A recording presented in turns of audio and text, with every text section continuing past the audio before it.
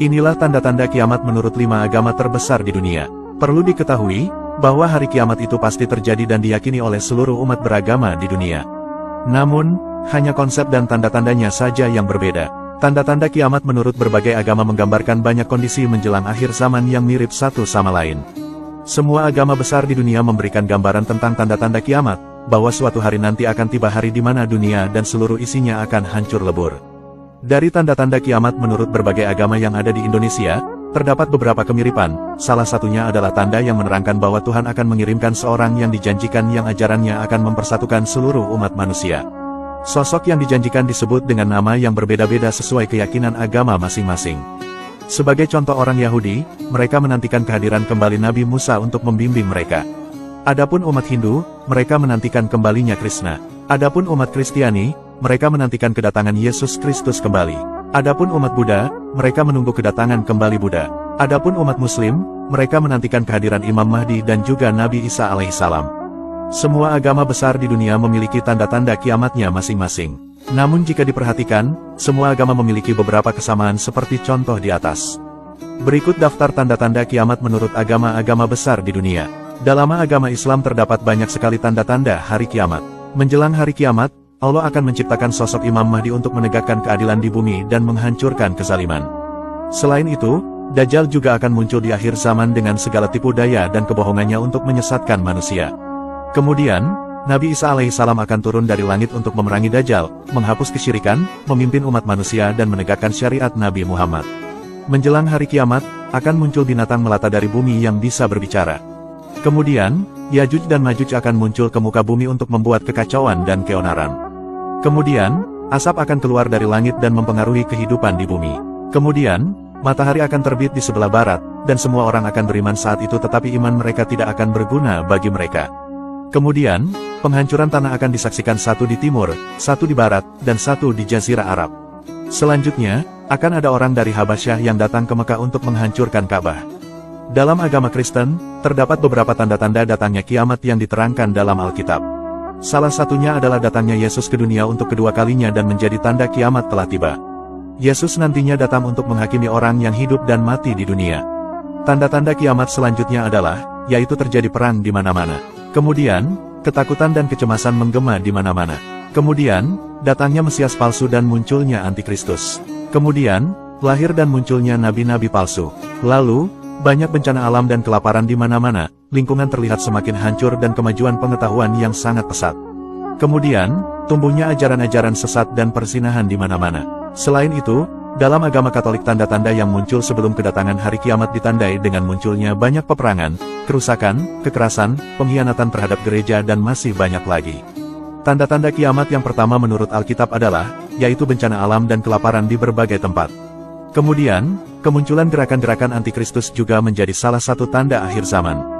Kemudian, akan muncul Mesias palsu dan peperangan terjadi di mana-mana.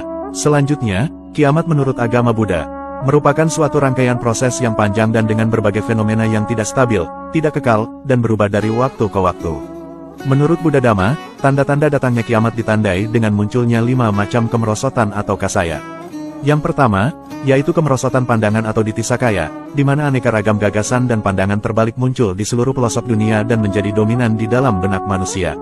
Yang kedua, akan terjadi kemerosotan hawa nafsu atau kilesa kasaya, di mana manusia hanya mengejar kesenangan dunia dengan menghalalkan segala cara. Segala jenis kejahatan akan merajalela dan perbuatan tercela dianggapnya sebagai norma-norma. Anehnya, orang-orang yang melakukan kejahatan bahkan disanjung sebagai pahlawan dan dihormati di masyarakat. Yang ketiga, yaitu akan terjadi kemerosotan kondisi manusia atau sattva kasaya, di mana mayoritas manusia tidak mendapatkan kepuasan batin dan kebahagiaan dalam kehidupan. Saat itu, fisik dan mental manusia jauh lebih inferior daripada saat kita hidup sekarang ini. Kemudian, terjadi kemerosotan jangka kehidupan manusia atau ayus kasaya, di mana jangka kehidupan rata-rata manusia secara makro menurun hingga ke titik kritis. Kemudian, terjadi kemerosotan zaman dunia atau kalpa kasaya, di mana terjadi banyak peperangan, bencana alam, wabah penyakit, gagal panen, dan kelaparan melanda dunia. Saat mengalami ini, lingkungan hidup semakin memburuk. Selanjutnya, kiamat dalam agama Hindu terdapat istilah Mahapralaya sebagai hari kiamat, yang mana hal ini berkaitan erat dengan evolusi umur bumi yang disebut Yuga.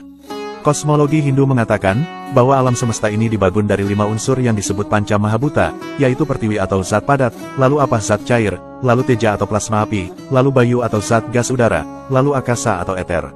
Dahulu, Brahman menciptakan alam semesta melalui tapa. Kemudian saat dan setelah alam semesta tercipta, Brahman lantas menyatu ke dalam cintaannya. Dunia yang diciptakan pada saat penciptaan bersifat kekal abadi karena diciptakan darinya sendiri. Ajaran ini menunjukkan bahwa alam diciptakan dan akan kembali kepadanya.